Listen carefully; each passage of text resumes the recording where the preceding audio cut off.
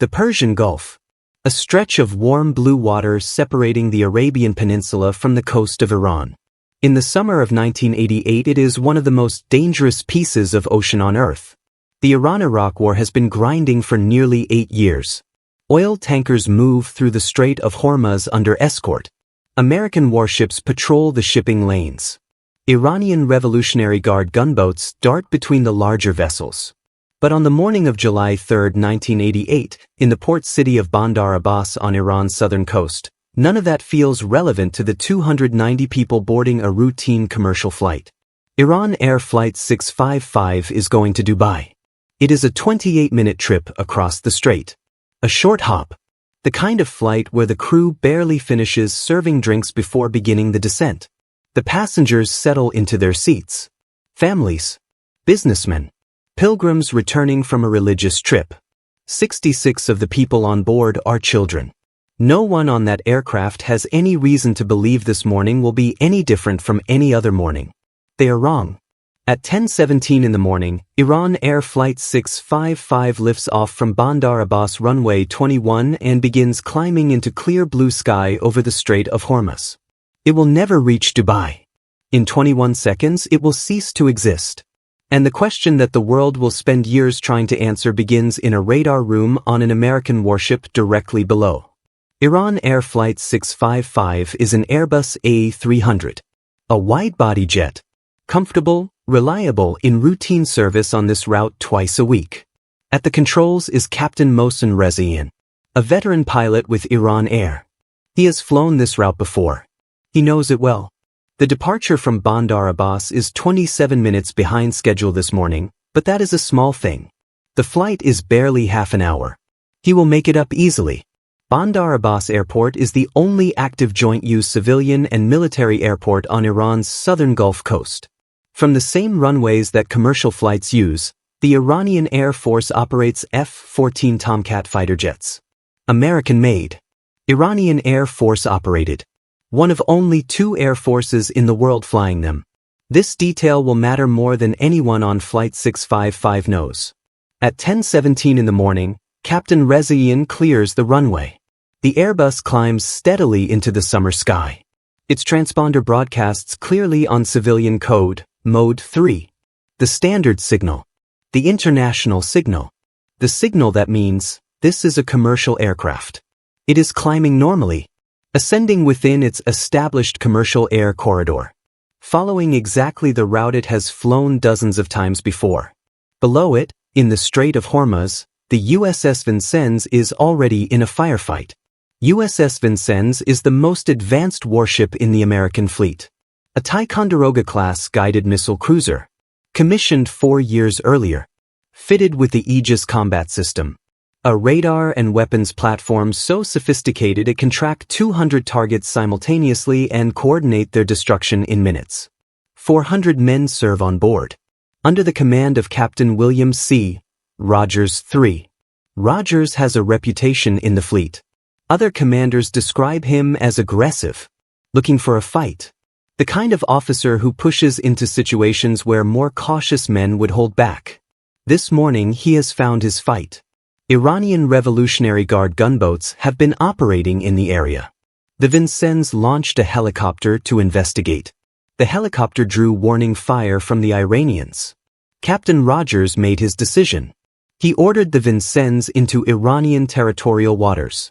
Now his ship is maneuvering hard, turning at high speed, its 5-inch guns blazing at the gunboats darting around it. The Combat Information Center is loud. The lights are flickering as the guns fire.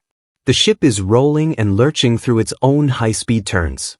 Inside the Combat Information Center, the crew of the Vincennes is operating the most advanced radar system on Earth under conditions it was never designed for.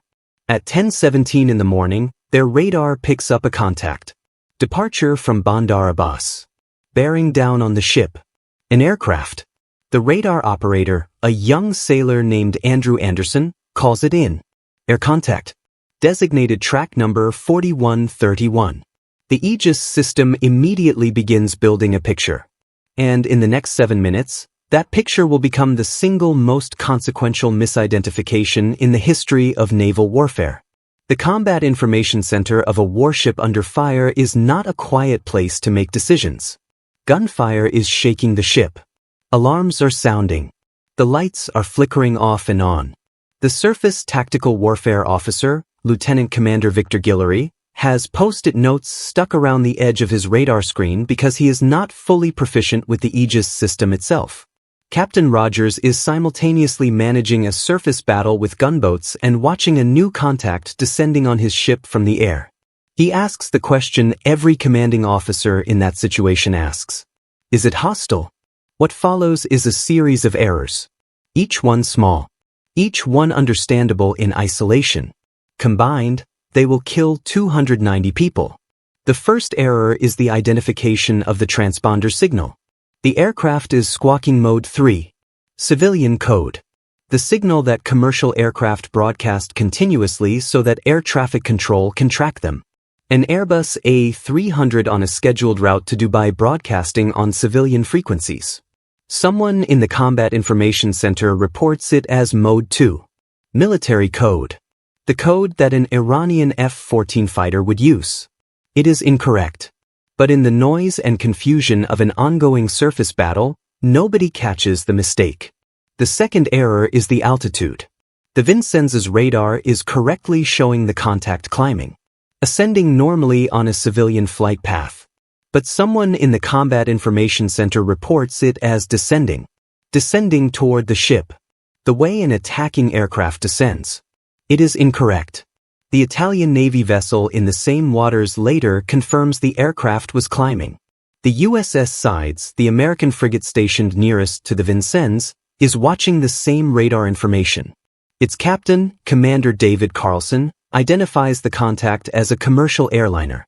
Non-threat. On the Vincennes, a young officer named Lieutenant William Montford raises his voice in the chaos of the Combat Information Center. Possible commer, he says. Possible commercial aircraft. Captain Rogers hears it. He does not change his assessment. The third error is the speed. The Aegis system is correctly calculating the aircraft's speed as consistent with a commercial airliner. 350 knots. The normal cruising speed of an Airbus A300 on climb out. The data that reaches Captain Rogers says it is 450 knots. Fighter jet speed. In the 7 years since the Aegis system was installed on ships like the Vincennes, a specific psychological phenomenon has been documented in its operators. Trained researchers call it scenario fulfillment. When a crew believes it is under attack, it begins to read every piece of incoming information as confirmation of that belief. Data that contradicts the threat assessment gets filtered out. Data that supports it gets passed up. The picture on the screen becomes what the crew expects to see, not what is actually there. Captain Rogers believes he is under attack. Every report reaching him confirms it. None of the reports are accurate. At 10:47, the Vincennes begins issuing warnings. Standard procedure. Challenge the contact on military and civilian emergency frequencies. Give it the chance to identify itself and change course. 11 warnings in total go out. The crew of Flight 655 does not respond. This is not because they are ignoring the warnings. It is because they are not monitoring the frequencies the Vincennes is broadcasting on. They are in contact with 2 air traffic control towers. They are on the standard commercial flight frequencies, flying a scheduled route they have flown before. The international emergency frequencies that the Vincennes is using are not the frequencies a commercial pilot monitors during a routine morning flight to Dubai. Captain Rezian does not know a warship below him is deciding whether to fire. He is climbing normally, following his flight plan. His transponder is broadcasting its civilian code as it has been since the moment he cleared the runway. At 10:54, with Flight 655 now 8 miles from the Vincennes and still climbing through 13,500 feet, Captain Rogers makes his decision. He turns the firing key. 2 SM-2 surface-to-air missiles leave the rails of the Vincennes 21 seconds apart. They take 21 seconds to reach their target. At 10 hours 54 minutes and 22 seconds on the morning of July 3, 1988, they intercept Iran Air Flight 655 at 13,500 feet above the Strait of Hormuz. The first missile strikes. The aircraft comes apart instantly. 290 people fall into the sea. The youngest is an infant. The wreckage hits the water still within sight of the Iranian coast. The bodies begin washing ashore over the following hours and days. 290 people. 6 nations represented on the manifest. 66 children. The Strait of Hormuz is warm and shallow enough that naval rescue teams can begin recovery operations almost immediately. What they find in the water requires no forensic analysis to explain. The aircraft did not crash. It was not a mechanical failure. There was no pilot error. There was no warning that reached the crew. An Airbus A300 on a scheduled commercial flight in a civilian corridor broadcasting civilian identification codes was destroyed by 2 missiles fired from an American warship in 21 seconds. Captain Mohsen Rezian and his crew had done everything correctly. The aircraft had done everything correctly. The transponder had done everything correctly. Nothing on board Flight 655 had failed. When the news breaks, the official American response moves fast. President Reagan expresses regret. A tragedy, officials say, occurring in the fog of an ongoing battle. Captain Rogers believed he was under attack. The Pentagon releases its account. The aircraft was descending, they say. It was flying outside its established corridor. Its transponder was broadcasting on military code. The crew of the Vincennes had no choice. These claims begin falling apart within weeks. The Italian Navy vessel present in the strait confirms the aircraft was ascending, not descending. The ICAO, the International Civil Aviation Organization, publishes its own report. The aircraft was within its established commercial air corridor. 3 years after the incident, Admiral William Crowe, who had been chairman of the Joint Chiefs of Staff at the time, appears on the American television program Nightline and makes an admission. The Vincennes was inside Iranian territorial waters when it fired. This directly contradicts what the Pentagon said in the days after the incident. The U.S. Navy's own formal investigation, when it is finally made public, acknowledges that the aircraft was ascending on a normal commercial flight path, that its transponder was broadcasting civilian code, that the data reaching Captain Rogers had been misread. The report's explanation for how this happened. And unconscious distortion of data. Captain Rogers retired from the Navy in 1991. In 1990, President George H.W. Bush personally awarded him the Legion of Merit for exceptionally meritorious conduct in the performance of outstanding service as commanding officer of the Vincennes from April 1987 to May 1989. The citation made no mention of Iran Air Flight 655. The Air Warfare Coordinator on duty during the Shootdown received the Navy Commendation Medal. Commander David Carlson, captain of the USS Sides, the officer who looked at the same radar data and identified the contact as a commercial airliner, later described the destruction of the aircraft as marking the horrifying climax to Captain Rogers's aggressiveness. He had raised concerns about Rogers's conduct weeks earlier. Nobody had acted on them. In Iran, the response is not grief. It is fury. The Iranian government does not accept the misidentification explanation. They maintain that the Vincennes knew exactly what it was firing at. 290 funerals take place. 66 of them are for children. In Tehran, the footage of bodies recovered from the strait plays on state television repeatedly. The Iranian government presents it to the world as evidence of American aggression. A deliberate act. This interpretation becomes, in Iran, the settled account. The incident reshapes everything between the two countries that follows. 6 months later, on December 21, 1988, Pan Am Flight 103 explodes over Lockerbie, Scotland, killing 270 people. British and American investigators initially point toward a Palestinian militant group backed by Syria with assumed assistance from Iran.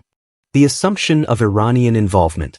The assumption that Flight 655 had been the motive for retaliation. It follows both countries into the next decade. In 1996, the United States reaches a settlement at the International Court of Justice. It agrees to pay $62 million in compensation to the families of the victims, an average of around $213,000 per life. The settlement includes no admission of legal liability. The United States government never formally apologizes to Iran for the destruction of Flight 655. The USS Vincennes continues its naval career for another 17 years after the incident. It is decommissioned on June 29, 2005. Then mothballed at the naval base in Bremerton, Washington. Here is what the investigation found at the center of everything. Not a weapon malfunction. Not a radar failure. Not an equipment breakdown.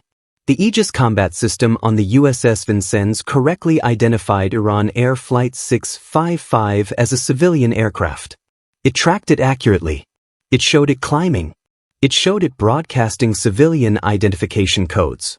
It showed its speed as consistent with a commercial airliner. The system did exactly what it was designed to do. What failed was the interpretation of what the system was showing.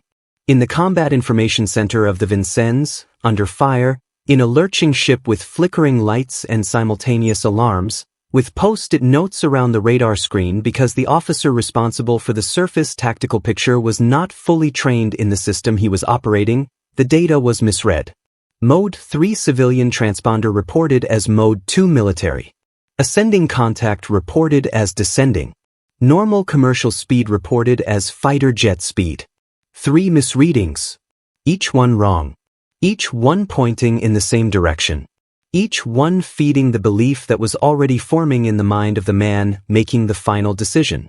The official inquiry called it unconscious distortion of data. Researchers who study human performance under stress call it confirmation bias. When a mind is already decided, it reads the evidence accordingly. Captain Rogers had decided he was under attack. And so, for 7 minutes, his Combat Information Center showed him an attacking aircraft. It was a 28-minute commercial flight to Dubai. It had been in the air for exactly 7 minutes and 17 seconds when the missiles hit. The changes that followed were significant but slow. New procedures for challenging aircraft in contested airspace. New requirements for positive identification before engaging aerial contacts. Better coordination protocols between military vessels and civilian aviation authorities in the same geographic areas. Improved training standards for Aegis system operators. The International Civil Aviation Organization strengthened its frameworks for notifying civilian aircraft of military activity in their flight paths. None of it brought back the 290 people in the Strait of Hormuz. 66 of them were children who boarded what they thought was a 28-minute flight on a summer morning. They never landed. July 3, 1988. Every year, on that date, in cities across Iran, the families of the passengers of Flight 655 gather. The Iranian government marks it as a national day of mourning. The names of the 290 victims are read aloud. 66 of those names belong to children. The youngest passenger on board Iran Air Flight 655 that morning was less than a year old. The flight was 27 minutes late. If it had departed on time, the geometry of the Vincennes' position and the aircraft's flight path might have been slightly different. The contact might have appeared on the radar screen at a different angle. The scenario that formed in the Combat Information Center might have looked different. We will never know. What we know is that an Airbus A300 took off from Bandar Abbas on a scheduled commercial flight at 10:17 in the morning, broadcast its civilian identification codes throughout its 7-minute flight, climbed normally within its established corridor, and was destroyed by 2 missiles 21 seconds after they were fired. The crew of the aircraft did nothing wrong. The aircraft did nothing wrong. The transponder did nothing wrong. 290 people fell into the Strait of Hormuz on a clear summer morning because of a series of misreadings, in a dark and lurching combat information center, by men who were convinced they already knew what they were looking at. In aviation, in naval operations, in every field where human decisions produce catastrophic outcomes, this is the lesson that Flight 655 added permanently to the record.